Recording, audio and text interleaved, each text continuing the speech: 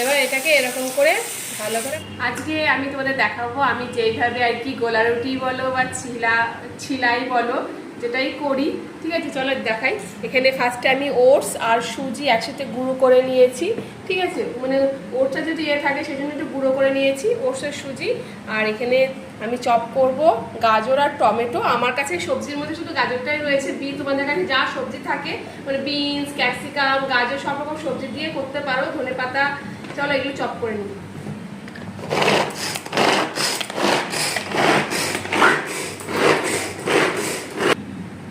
এই দেখো কি সুন্দর মিহি চপ হয়ে গেছে। এবার এর মধ্যে দেব, এবার এর মধ্যে একটু আমি আটা দেবো। এই দেখো অল্প একটু আটা দিয়ে দিলাম। এবার এর মধ্যে কয়েকটা লঙ্কা কুচি দেবো।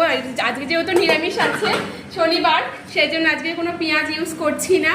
আজকে আমি এমনি সিম্পলভাবেই আর কি নিরামিষভাবেই করবো। চলো ব্যাটারটা এইভাবে একটু ভালো করে মিক্সড করে নিই। এবার দেবো এর মধ্যে লবণ, এবার দেবো এর মধ্যে হলুদ গুঁড়ো, আর দেবো গোটা জিরে দিলে দারুণ একটা ফ্লেভার আসে। আর এর মধ্যে দেবো গোলমরিচের গুঁড়ো। চলো আমি লঙ্কার গুঁড়ো ইউজ করছি না। এবার এটা ভালো করে মিক্সড করে নিই। এই দেখো ব্যাটারটা আমার এরকম রেডি হয়েছে। এবার এটাকে রেস্টের জন্য রেখে দেবো আধ ঘন্টা, কারণ সুজি আছে, সুজিটা একটু ফুলে যাবে।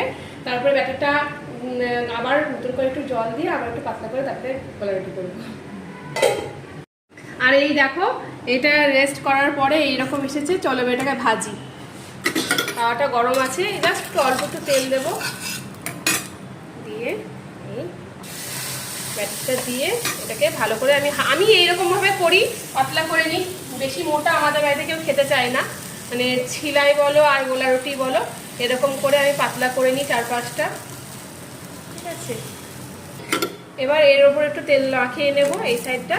এই দেখো কত সুন্দর উঠে যাচ্ছে, দেখো। ঠিক আছে, চলো এই করে সব গোলা রুটিগুলো আমি ভেজে নিই। তোমাদের কেমন লাগলো জানিও, তোমরাও ট্রাই করে দেখো। ওকে, টাটা।